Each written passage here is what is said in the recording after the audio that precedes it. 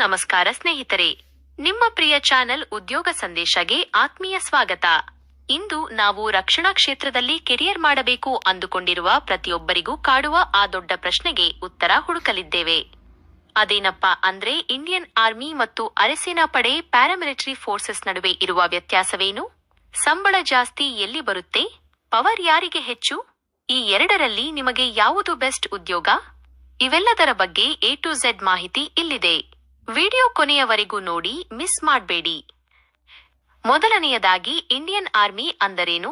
ನೋಡಿ, Indian army ಅನ್ನೋದು ಭಾರತದ ರಕ್ಷಣಾ ದಳದ ಬೆನ್ನೆಲುಬು. ಇದು ನೇರವಾಗಿ ರಕ್ಷಣಾ ಸಚಿವಾಲಯ, ಮಿನಿಸ್ಟ್ರಿ ಆಫ್ ಡಿಫೆನ್ಸ್ ಅಡಿಯಲ್ಲಿ ಕೆಲಸ ಮಾಡುತ್ತೆ.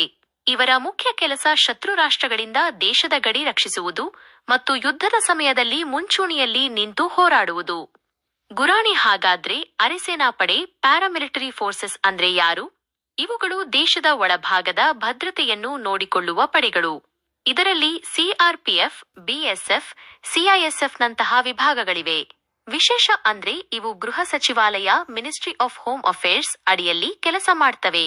ಅಂದ್ರೆ ಚುನಾವಣೆ, ಭದ್ರತೆ, ನಕ್ಸಲ್ ಹಾವಳಿ ತಡೆಗಟ್ಟುವುದು ಅಥವಾ ಕೈಗಾರಿಕೆಗಳ ರಕ್ಷಣೆ ಇವರ ಜವಾಬ್ದಾರಿ. ಸಂಬಳದ ವಿಷಯಕ್ಕೆ ಬರೋಣ. ಎರಡರಲ್ಲೂ ಸಂಬಳ ಚೆನ್ನಾಗಿಯೇ ಇರುತ್ತೆ, ಆದ್ರೆ ಸ್ವಲ್ಪ ವ್ಯತ್ಯಾಸಗಳಿವೆ. ಇಂಡಿಯನ್ ಆರ್ಮಿ ಒಬ್ಬ ಸೋಲ್ಜರ್ ಮಟ್ಟದಲ್ಲಿ ಆರಂಭಿಕ ಸಂಬಳ ಅಂದಾಜು 25,000 ರೂಪಾಯಿದಿಂದ 35,000 ರೂಪಾಯಿ ಇರುತ್ತೆ.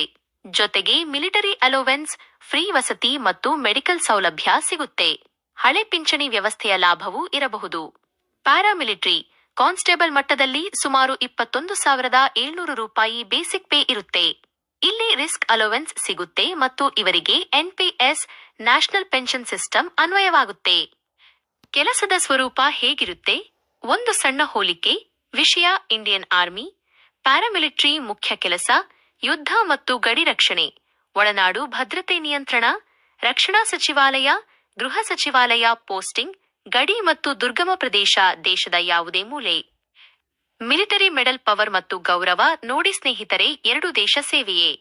ಆದ್ರೆ ಜನರ ದೃಷ್ಟಿಯಲ್ಲಿ ಆರ್ಮಿಗೆ ಒಂದು ಸಣ್ಣ ಮಟ್ಟದ ಹೆಚ್ಚಿನ ಭಾವನಾತ್ಮಕ ಗೌರವ ಇರೋದು ನಿಜ. ಆದ್ರೆ ಅರೆಸೇನಾ ಪಡೆಯ ಸಾಹಸಗಳು ಅಷ್ಟೇ ದೊಡ್ಡದು. ಯುದ್ಧದ ಸಮಯದಲ್ಲಿ ಆರ್ಮಿ ಹೀರೋ ಆದ್ರೆ ಶಾಂತಿ ಸಮಯದಲ್ಲಿ ನಮ್ಮನ್ನು ಕಾಯೋದು ಅರೆಸೇನಾ ಪಡೆಗಳು. ಹಾಗಾದ್ರೆ ನಿಮಗೇನು ಬೇಕು? ನಿಮಗೆ ಅಪ್ಪಟ ಸಾಹಸ ಬೇಕು, ಯುದ್ಧ ಭೂಮಿಯಲ್ಲಿ ಇರಬೇಕು ಅನ್ನೋ ಆಸೆ ಇದ್ರೆ ಇಂಡಿಯನ್ ಆರ್ಮಿ ಬೆಸ್ಟ್.